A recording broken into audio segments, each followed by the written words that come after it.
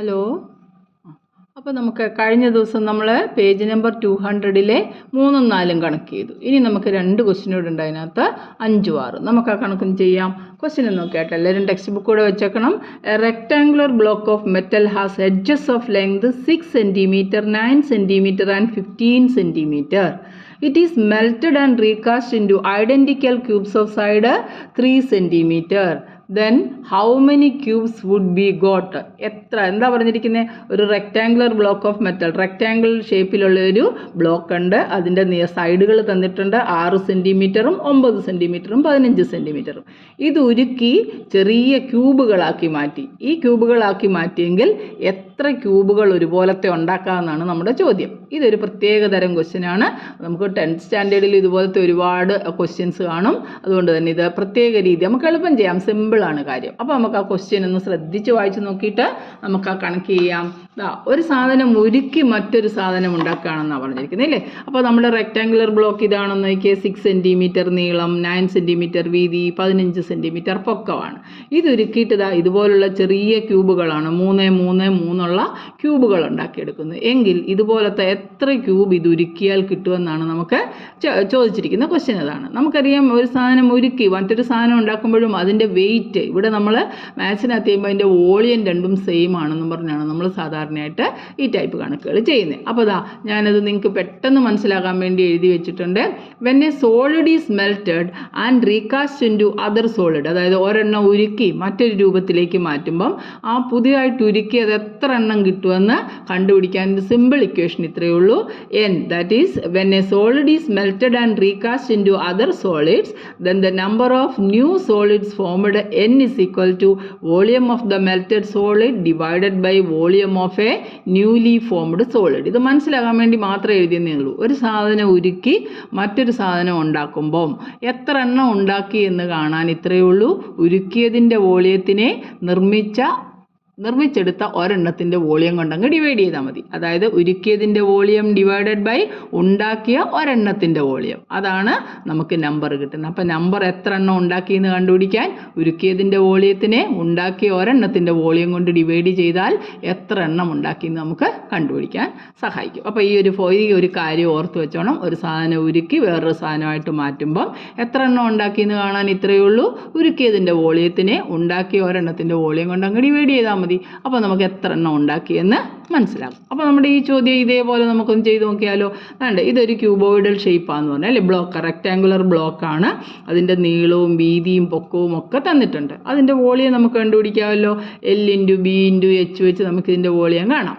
ഇനി ക്യൂബാണ് ഈ തന്നിരിക്കുന്നത്. ക്യൂബായിട്ട് മാറ്റി. ക്യൂബിൻ്റെ സൈഡുകളെല്ലാം 3ആണ്. അപ്പോൾ നമുക്ക് അതിൻ്റെ വോളിയം കണ്ടുപിടിക്കാം. എന്നിട്ട് ഈ ഫോർമുലയിലേക്ക് ഇട്ട് കൊടുത്താൽ മതിയല്ലോ. എത്ര എണ്ണം ഉണ്ടാക്കിയെന്ന് കാണാൻ ഉരുക്കിയതിൻ്റെ വോളിയത്തിനെ ഉണ്ടാക്കിയെടുത്ത ഒരെണ്ണത്തിൻ്റെ വോളിയം കൊണ്ടങ്ങ് ഡിവൈഡ് ചെയ്യുക. നമ്മൾ മൾട്ടിപ്ലൈ ചെയ്ത് നോക്കണ്ട, നമുക്ക് വെട്ടിക്കളയാൻ പറ്റുന്നതായിരിക്കും മിക്കവാറും ഈ ടൈപ്പ് കണക്കുകളൊക്കെ. അതുകൊണ്ട് ജസ്റ്റ് നമുക്കൊന്ന് എഴുതി വെക്കാം. അപ്പോൾ ഇതിൻ്റെ ലെങ്തും ബ്രെഡ്ത്തും ഹൈറ്റും കൂടെ മൾട്ടിപ്ലൈ നമുക്ക് വോളിയം എത്ര കിട്ടുന്നത്? 6 × 9 × 15 സെൻറ്റിമീറ്റർ ക്യൂബ് കിട്ടി നമുക്കിതിൻ്റെ വോളിയം എന്ന് പറയുന്നത്. ഇനി ക്യൂബിൻ്റെ സൈഡ് 3 ആണെന്ന് പറഞ്ഞു. അപ്പോൾ വോളിയം എന്താ കിട്ടുന്നത്? 3 × 3 × 3 ആണല്ലോ.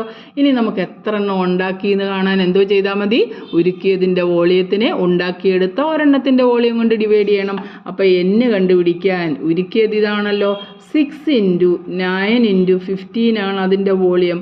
എന്നിട്ട് അതിനെ എന്തോ ഉണ്ടാക്കിയെടുത്ത ക്യൂബിൻ്റെ വോളിയമായ 3 × 3 × 3 കൊണ്ടങ്ങ് ഡിവൈഡ് ചെയ്യണം. വേണേ മുമ്പേ പറഞ്ഞ പോലെ 15ഉം 9ഉം 6ഉം കൂടെ മൾട്ടിപ്ലൈ ചെയ്തിട്ട് 3 × 3 × 3 ഡിവൈഡ് ചെയ്താലും നമുക്ക് ആൻസർ കിട്ടും. സിംപ്ലിഫൈ ചെയ്യാൻ പഠിക്കണമെന്ന് ഞാൻ പറഞ്ഞു. ഇത് നോക്കിയാൽ വളരെ സിമ്പിളാണ്. എല്ലാം 3യുടെ ടേബിളിൽ കിടക്കുന്നതാണ്. നമുക്ക് 3 വെച്ചങ്ങ് വെട്ടിക്കളയാം. 3 1s are 3, 3 2s are 6 ആണല്ലോ. ഇനി 3 9ഉം കൂടെ വെട്ടാമല്ലോ. 3 1s are 3, 3 3s are 9. പിന്നെ 3ഉം 15ഉം 3 1s are 3, 3 5s are 15. എന്തെളുപ്പം നമ്മുടെ ജോലി കഴിഞ്ഞു നോക്കിക്കേ. താഴെ എല്ലാം 1 ആണ്. ഇനി നമ്മളിങ്ങോട്ട് ശ്രദ്ധിക്കേണ്ട ആവശ്യമേ ഇല്ല. മേളിലത്തെ എല്ലാം കൂടെ അങ്ങ് multiply ചെയ്തുക. 2 3s are 6, 6 5s are 30. അല്ലാതെ മൾട്ടിപ്ലൈ ചെയ്താലും നമുക്കിതേ കിട്ടത്തുള്ളൂ. അങ്ങനെ 30 ക്യൂബുകൾ നമുക്ക് ഇതുപോലത്തെ ഉണ്ടാക്കിയെടുക്കാനായിട്ട് സാധിക്കും. അതായത് ഒന്നുകൂടെ ശ്രദ്ധിക്കുക, ഓരോ സാധനം ഉരുക്കി മറ്റൊരു സാധനം ഉണ്ടാക്കുമ്പോൾ എത്ര എണ്ണം ഉണ്ടാക്കിയെന്ന് കാണാൻ ഉരുക്കിയതിൻ്റെ വോളിയത്തിനെ ഉണ്ടാക്കിയെടുത്ത ഒരെണ്ണത്തിൻ്റെ വോളിയം കൊണ്ട് ഡിവൈഡ് ചെയ്താൽ മതി. ഇത് ക്യൂബോയിഡ് ആയതുകൊണ്ട്, ക്യൂബോയിഡൽ ഷേപ്പ് റെക്ടാങ്കുലർ ബേസ് ആയതുകൊണ്ട് ലെങ്തും ബ്രെഡ്ത്തും ഹൈറ്റും കൂടെ മൾട്ടിപ്ലൈ ചെയ്യുമ്പോൾ നമുക്ക് അതിൻ്റെ വോളിയം കിട്ടി. അത് നമ്മൾ എഴുതി. ഇനി ക്യൂബാണ് ഉണ്ടാക്കിയത്, ക്യൂബിൻ്റെ സൈഡ് തന്നാൽ വോളിയം കണ്ടുപിടിക്കാൻ side into side into side അതും എഴുതി. എണ്ണം കണ്ടുപിടിക്കാൻ ഉരുക്കിയതിൻ്റെ വോളിയം, അതായത് 6 × 9 × 15 ഉണ്ടാക്കിയെടുത്ത ഒരെണ്ണത്തിൻ്റെ വോളിയം 3 × 3 × 3 കൊണ്ട് ഡിവൈഡ് ചെയ്തപ്പോൾ നമുക്ക് എത്ര എണ്ണം ഇതുപോലത്തെ ഉണ്ടാക്കാൻ പറ്റും? 30 എണ്ണം. 30 എണ്ണം ഒരുപോലത്തെ ഉണ്ടാക്കാം. ഇത്രയേ ഉള്ളൂ ഈ ക്വസ്റ്റ്യൻ. വളരെ സിമ്പിളാണ്. പ്രത്യേകം ഈ ഫോർമുല വലിയ ക്ലാസ്സിലൊക്കെ നമുക്ക് ഇത് ഉപയോഗിക്കാൻ പറ്റും. എത്ര എണ്ണം ഉണ്ടാക്കിയെന്ന് കാണാൻ ഉരുക്കിയതിൻ്റെ വോളിയത്തെ ഡിവൈഡഡ് ബൈ ഉണ്ടാക്കിയെടുത്ത ഒരെണ്ണത്തിൻ്റെ വോളിയം. അത്രയേ ഉള്ളൂ ആ ക്വസ്റ്റ്യൻ. മനസ്സിലായല്ലോ? അപ്പോൾ നമുക്ക് ഇതിൻ്റെ ലാസ്റ്റ് പാർട്ട് ചെയ്യാം. ലാസ്റ്റ് എന്താണ്? The base of a prism is a square of side 6 cm and its height is 10 cm. What is its volume? What is the maximum volume of a triangular prism cut from it? രണ്ട് ചോദ്യമാണ്. ഒരു പ്രിസത്തിൻ്റെ base square, അതായത് square പ്രിസമാണെന്ന് പറഞ്ഞു. അതിൻ്റെ side 6 cm height 10 cm. അതിൻ്റെ volume എത്ര ആണെന്ന് ചോദിച്ചിട്ടുണ്ട്. നമുക്കറിയാം ബേസ് പ്രിസത്തിൻ്റെ വോളിയം കണ്ടുപിടിക്കാൻ ബേസ് ഏരിയ ഇൻറ്റു ഹൈറ്റ് ചെയ്താൽ മതിയല്ലോ. എന്നിട്ട് പിന്നെ ചോദിച്ചിരിക്കുന്നു what is the maximum volume. ഇതിനകത്ത് നിന്ന് നമുക്ക് കട്ട് ചെയ്തെടുക്കാവുന്ന മാക്സിമം വോളിയം, ട്രയാങ്കുലർ ഷേപ്പിൽ കട്ട് ചെയ്തെടുക്കാവുന്ന പ്രിസത്തിൻ്റെ മാക്സിമം വോളിയം നമ്മളോട് ചോദിച്ചിരിക്കുകയാണ്. അപ്പോൾ നമുക്കതൊന്ന് നോക്കാം. ഇതായിരിക്കട്ടെ നമ്മുടെ സ്ക്വയർ. ഇതുപോലൊരു സ്ക്വയർ ഇങ്ങനെ വരയ്ക്കുമ്പോൾ ഇങ്ങനെ ഇരിക്കുന്നതിൽ സ്ക്വയർ ആണെന്ന് വിചാരിക്കുക. Base of A square prism is A square of side 6 cm. അപ്പം നമുക്ക് ബേസ് എന്താണെന്ന് മനസ്സിലായി. ബേസ് സ്ക്വയർ ആണ് അല്ലേ? ബേസ് സ്ക്വയർ ആണ്. സ്ക്വയറിൻ്റെ ഒരു വശം തന്നിട്ട് സ്ക്വയറിൻ്റെ ഒരു വശം തന്നു. അതായത് വശം എ എന്ന് പറയുന്നത് 6 cm ആണെന്ന് പറഞ്ഞു. അതിൻ്റെ ഹൈറ്റ് അറിയാം, ഹൈറ്റ് 10 cm ആണെന്നും പറഞ്ഞിട്ടുണ്ട്. 10 cm ആണോ മീറ്റർ ആണോ? സെൻറ്റിമീറ്റർ നോക്കട്ടെ. സെൻറ്റിമീറ്റർ. 10 cm. അത് തന്നെ.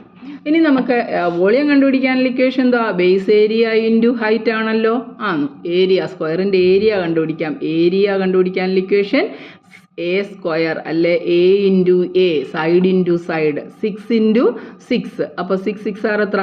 36 സെൻറ്റിമീറ്റർ കൊണ്ട് എഴുതണമായിരുന്നു. നമുക്ക് തൽക്കാലം എഴുതിക്കാം 36 cm² ആണ് ഇതിൻ്റെ ഏരിയ എന്ന് പറയുന്നത്. അതിൻ്റെ ഹൈറ്റ് തന്നിട്ടുണ്ട്. എച്ച് എന്ന് പറയുന്നത് 10 cm ആണ്. അപ്പോൾ നമുക്ക് നേരെ വോളിയം ചെയ്യാമല്ലോ. Volume is equal to A into H is equal to 36 × 10 അല്ലേ?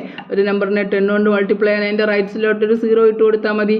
360 cm² കിട്ടി നമുക്കതിൻ്റെ വോളിയം എന്ന് പറയുന്നത്. കണ്ടോ? ആദ്യത്തെ പാട്ട് വളരെ സിമ്പിളാണ്. ബേസ് സ്ക്വയർ ആണ്, അതുകൊണ്ട് തന്നെ സ്ക്വയർ പ്രിസമാണെന്ന് മനസ്സിലായി. അതിൻ്റെ ഏരിയ കണ്ടുപിടിക്കാൻ സൈഡ് എ 6 ആണെന്ന് പറഞ്ഞു, ഹൈറ്റ് 10 ഉണ്ടെന്ന് പറഞ്ഞു. വോളിയം കണ്ടുപിടിക്കുന്നത് ബേസ് ഏരിയ ഇൻറ്റു ഹൈറ്റ് ആണ്. നമ്മൾ ഇന്ന് ആദ്യമേ തന്നെ പറഞ്ഞു സ്ക്വയറിൻ്റെ ഏരിയ കണ്ടുപിടിക്കാനുള്ള ഇക്വേഷൻ എന്താ? സൈഡ് എ ആണെങ്കിൽ എ സ്ക്വയർ ആണ്. സൈഡിനെ സൈഡ് കൊണ്ട് തന്നെ മൾട്ടിപ്ലൈ ചെയ്താൽ മതി. അപ്പോൾ 6നെ 6 കൊണ്ട് മൾട്ടിപ്ലൈ ചെയ്തപ്പോൾ നമുക്ക് 36 cm² കിട്ടി. ഇനി വോളിയം കണ്ടുപിടിക്കാൻ എന്ത് ചെയ്യണം? ബേസ് ഏരിയയെ ഹൈറ്റ് കൊണ്ട് മൾട്ടിപ്ലൈ ചെയ്യണം. ബേസ് ഏരിയ 36 ആണ്. അതിനെ ഹൈറ്റ് ആയ 10 കൊണ്ട് മൾട്ടിപ്ലൈ ചെയ്തപ്പോൾ നമുക്ക് എത്ര കിട്ടിയേ? 360 cm². അപ്പോൾ നമ്മുടെ ഫസ്റ്റ് പാർട്ട് അതോടെ തീർന്നു അല്ലേ? ഇനി ചോദിച്ചിരിക്കുന്നത് എന്താ? What is the maximum volume of A triangular prism cut from it. ഇതിനകത്ത് നിന്ന് നമ്മളൊരു ട്രയാങ്കുലർ പ്രിസം കട്ട് ചെയ്താൽ അതിൻ്റെ മാക്സിമം നമ്മൾ നേരത്തെ കഴിഞ്ഞ 9th സ്റ്റാൻഡേർഡ് ഈ പറഞ്ഞ ആദ്യത്തെ ടേമിൽ തന്നെ പഠിച്ചിട്ടുണ്ട് അല്ലേ? ഏതാണ്ട് ഇങ്ങനെ ഒരു റെക്റ്റാങ്കിൾ ഉണ്ട്. റെക്റ്റാങ്കിളോ സ്ക്വയറോ എന്തെങ്കിലും ആട്ടെ, ഇതിൻ്റെ ഓപ്പോസിറ്റ് സൈഡ്സ് പാരലാണല്ലോ. ഇതേ ബേസ് ഉള്ള ഒരു ട്രയാങ്കിൾ ഉണ്ടെന്നുണ്ടെങ്കിൽ കണ്ടോ, ഇതേ ബേസ് ഉള്ള ഒരു ട്രയാങ്കിൾ ഇങ്ങനെ വരാം. ഇവിടുന്ന് നമ്മൾ ഇങ്ങനെ ഒരു ട്രയാങ്കിൾ കട്ട് ചെയ്യാം അല്ലേ? ഇവിടുന്ന് ഇങ്ങനെ എങ്ങനെ കട്ട് ചെയ്താലും ഒരേ ബേസും ബിറ്റ്വീൻ ദ സെയിം പാരലും ആണെങ്കിൽ വോളിയം ഇതിൻ്റെ ട്രയാങ്കിളിൻ്റെ ഏരിയ എന്ന് പറയുന്നത് ഈ റെക്റ്റാങ്കിളിൻ്റെ അല്ലെ സ്ക്വയറിൻ്റെ ഏരിയയുടെ നേരെ പകുതി ആയിരിക്കും. ഈ റെക്റ്റാങ്കിളിന് 100 cm² ഏരിയ ആണെന്ന് വെച്ചു. അപ്പോൾ ഇതിനകത്ത് നിന്ന് മുറിച്ചെടുത്താൽ ഇങ്ങനെ മുറിച്ചെടുക്കാൻ പറ്റുന്ന ട്രയാങ്കിളിൻ്റെ ഏരിയ എന്ന് പറയുന്നത് ഈ 100ൻ്റെ പകുതി കണ്ടാൽ മതി. കാരണം അത് 50 cm² ആയിരിക്കും. ഇത് നമ്മൾ പഠിച്ചിട്ടുണ്ട് അല്ലേ? റെക്റ്റാങ്കിളിനകത്ത് നിന്ന് നമ്മളൊരു ട്രയാങ്കിൾ, കാര്യം ഇതെന്തുവാ? റെക്റ്റാങ്കിൾ ലെങ്ത് ഇൻറ്റു ബ്രെഡ്ത്ത് ആണ്. ഈ ട്രയാങ്കിളിൻ്റെ ഏരിയ ½ BH ആണ്. ബേസ് സെയിം ആണ്, ഹൈറ്റും സെയിം ആണ്. അപ്പോൾ അതിൻ്റെ ഹാഫ് എന്ന് പറയുമ്പോൾ എന്തുവാ? 100ൻ്റെ പകുതി 50 cm. അത് തന്നെ നമ്മൾ ചെയ്യുന്നത്. അതേ കൺസെപ്റ്റ് നമുക്ക് എടുക്കാമല്ലോ. ഇതിൽ നിന്ന് നമുക്ക് മുറിച്ചെടുക്കാൻ തന്നെ ഇങ്ങനെ ഒരു ട്രയാങ്കിൾ നമുക്ക് മുറിച്ചെടുക്കാമല്ലോ അല്ലേ? ഇത് സ്ക്വയർ ആണെന്ന് പറഞ്ഞു, അതുകൂടെ മനസ്സിൽ ഓർക്കുക. ഇത് സ്ക്വയർ ആണെന്ന് പറഞ്ഞു, സ്ക്വയർ ആണ് അതിൻ്റെ ബേസ്. അപ്പം നമ്മൾ ഇതിൻ്റെ ഈ കോണോട് ഇങ്ങനെ മുറിച്ചെടുക്കാം മാക്സിമം ഉള്ള അല്ലേ. അപ്പോൾ ഈ ഭാഗം ഒരു റൈറ്റ് ആംഗിൾ ട്രയാങ്കിൾ പോലാണ്. ഇതിൻ്റെ സൈഡ് ഇത് 6 സെൻറ്റിമീറ്റർ ആണെന്ന് പറഞ്ഞു, ഇതും 6 സെൻറ്റിമീറ്റർ ആണെന്ന് പറഞ്ഞു. അപ്പോൾ ഇതിൻ്റെ ഏരിയ കണ്ടുപിടിക്കാനുള്ള ഇക്വേഷൻ എന്തോ base area is equal to ഇത് ഹാഫ് ബി എച്ച് വെച്ചല്ലയോ ചെയ്യുന്നത്, ഹാഫ് ഇൻറ്റു ബി എന്ന് പറയുന്നത് 6, ഇവിടുത്തെ ഹൈറ്റ് എന്ന് പറയുന്നത് എത്ര തന്നെയാണ് 6. അപ്പോൾ 2 1s are 2, 2 3s are 6. അപ്പോൾ നമുക്ക് 6 3 18 18 കിട്ടി. 18 സെൻറ്റിമീറ്റർ സ്ക്വയർ ആണ് ഈ ബേസ് ഏരിയ എന്ന് പറയുന്നത്. ഇനിയും വോളിയം കണ്ടുപിടിക്കണമെങ്കിൽ എന്തോ ചെയ്താൽ മതി, ബേസ് ഏരിയയെ നമ്മൾ എന്തുകൊണ്ട് മൾട്ടിപ്ലൈ ചെയ്യണം, ഹൈറ്റ് കൊണ്ട് മൾട്ടിപ്ലൈ ചെയ്യണം. ഹൈറ്റിന് മാറ്റമൊന്നുമില്ലല്ലോ, ഇതേ പൊക്കം തന്നെയാണുള്ളത് അല്ലേ. അപ്പം 18 ഇൻറ്റു 10. അപ്പോൾ നമുക്ക് എത്ര കിട്ടി, 180 സെൻറ്റിമീറ്റർ സ്ക്വയർ. ഉണ്ടോ?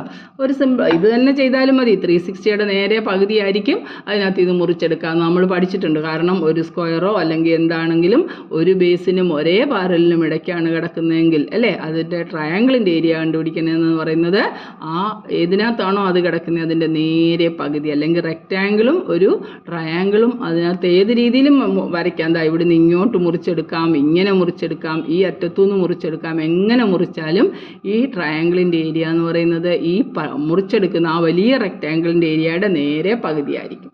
അല്ലെങ്കിൽ നമുക്ക് ഈ ഒരു കൺസെപ്റ്റ് വെച്ചും ചെയ്യാം. എന്താ നമ്മൾ ഇങ്ങനെ അങ്ങ് മുറിച്ചു കഴിഞ്ഞപ്പോഴത്തേക്ക് ഇതിൻ്റെ ഈ വശം 6 പൊക്കവും 6. അപ്പോഴത്തേക്ക് ഇവിടെ 90 ഡിഗ്രി ആണല്ലോ. ഇതെന്തായാലും റെക്റ്റാങ്കിൾ അല്ല, സ്ക്വയർ ആണെന്ന് പറഞ്ഞാലും ഓരോ മൂലകളും 90 ഡിഗ്രിയാണ്.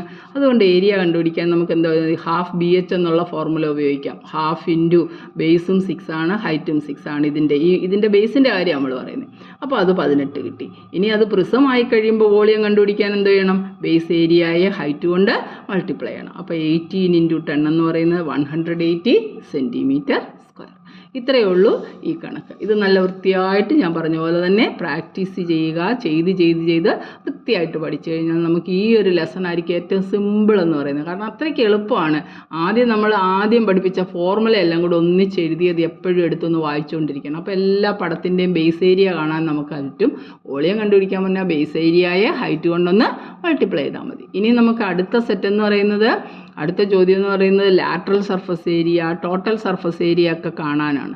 അപ്പോഴും ഇതേ പെരിമീറ്ററും കൂടെ വേണം അവിടെ. പെരിമീറ്ററും ഏരിയയും ഓരോ ഫിഗറിൻ്റെ അറിയാവുന്നുണ്ടെങ്കിൽ അതും ചെയ്യാൻ എളുപ്പമാണ്. അപ്പോൾ അടുത്ത സെറ്റ് ചെയ്യുന്നതിന് മുമ്പായിട്ട് നമ്മൾ ആദ്യം എഴുതിയ ഫോർമുലയ്ക്കകത്ത് നിന്ന് പെരിമീറ്ററിൻ്റെ ഫോർമുല എല്ലാവരും പഠിച്ചോണം. ഇപ്പോൾ ഏരിയ ഒരുമാതിരി റെഡിയായി. ഇനി പെരിമീറ്ററിൻ്റെയും കൂടെ ആ ഫോർമുല എടുത്ത് വായിച്ചിട്ട് വേണം നമുക്ക് അടുത്ത സെറ്റ് ചെയ്യാൻ. അപ്പോൾ നമുക്ക് അടുത്ത ദിവസം ചെയ്യാം. ബൈ.